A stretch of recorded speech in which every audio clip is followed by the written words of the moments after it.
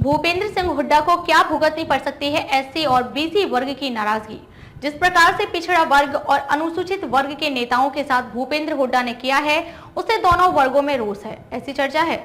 आपको क्या लगता है? आप भी अपनी राय कमेंट बॉक्स में जरूर दें और विश्व प्रेम न्यूज और हरियाणा न्यूज फ्लैश को शेयर और सब्सक्राइब करें। मैं अंजना द विश्व प्रेम न्यूज और हरियाणा न्यूज फ्लैश से। तो चलिए शुरुआत करते हैं इस वक्त की खास खबर से।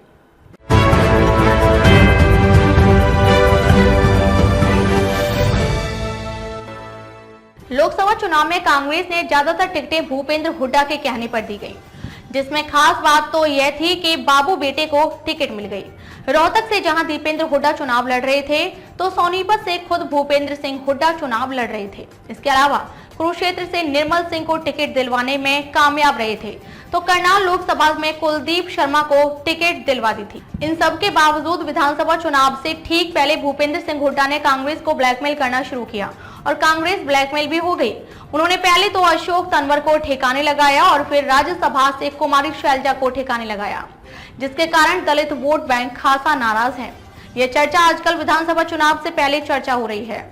भूपेंद्र सिंह हुड्डा पर अनुसूचित समुदाय के लोग आरोप लगा रहे हैं कि जो अनुसूचित खुलकर राजनीति करके अपना मुकाम हासिल करना चाहते हैं, उनके पंख कुतर दिए जाते हैं। अशोक तंवर के प्रदेशाध्यक्ष बनते ही गुटबाजी शुरू हो गई। तंवर द्वारा बुलाई गई बैठकों में हुड्डा गुट कभी नहीं आया। हुड्डा व तंवर की गुटबाजी के बीच पार्टी ने 3 प्रभारी भी बदले, लेकिन कांग्रेस पटरी पर नहीं आई। इस बीच एक रैली के दौरान अशोक तंवर पर हमला हुआ, जिसका आरोप सीधे सीधे भूपेंद्र सिंह हुड्डा पर लगा। उनके अपनी ही पार्टी के नेताओं के खिलाफ सड़कों पर उतर आए थे। कांग्रेस की कला अब अनुसूचित और नॉन अनुसूचित पर आ टिकी थी।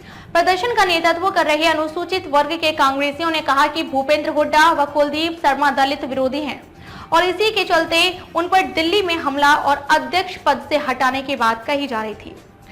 कांग्रेस अनुसूचित वर्ग के नेता रविंद्र खैर तथा दीपेश सारसर ने कहा था कि दिल्ली में प्रदेश अध्यक्ष अशोक तंवर पर हमला भूपेंद्र हुड्डा ने कराया था।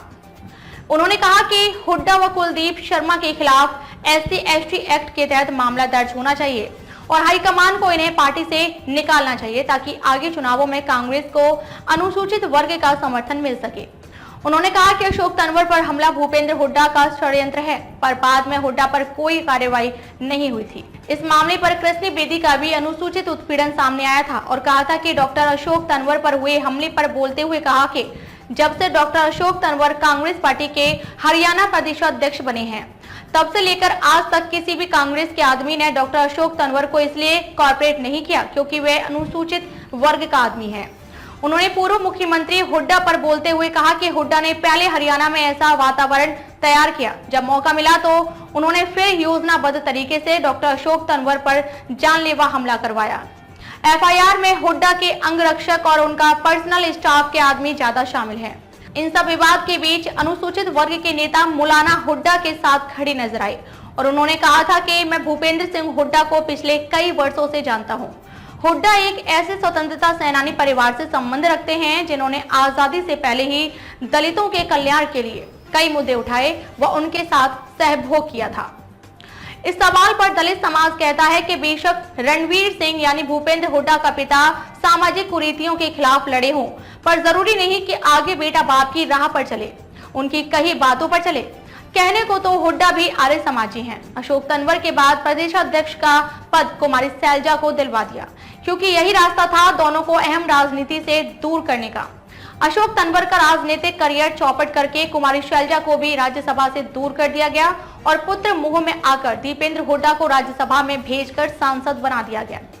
दलित नेताओं के अनुसार अगर कुमारी शैलजा पहले सांसद रह चुकी हैं, तो ऐसे में किसी और दलित नेता को मौका दिया जा सकता था, जिसमें ML पूनिया जैसे नेता थे, पर ऐसा नहीं हुआ। इसके बाद कुमारी शैलजा को भी योजनाबद्ध तरीके से हटा दिया गया और अपना JB प्रदेशाध्यक्ष बना लिया, जो उसके अनुसार काम करे। यह खबर सोशल मीडिया पर खूब चली।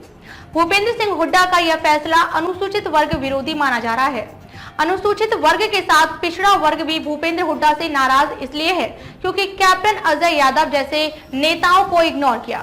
उसे सिर्फ अपना बेटा नजर आया और कोई नहीं। ऐसे में अब देखना दिलचस्प रहेगा कि क्या भूपेंद्र सिंह हुड्डा पिछड़ा और अनुसूचित वर्ग को मना पाएगा।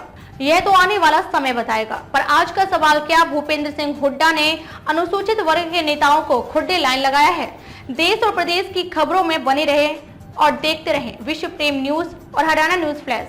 अब तक के लिए बस इतना ही, फिर होगी आपसे मुलाकात एक ऐसी ही बड़ी खबर के साथ। तब तक के लिए नमस्कार और देखते रहिए द विश्व प्रेम न्यूज और हरियाणा न्यूज फ्लैश।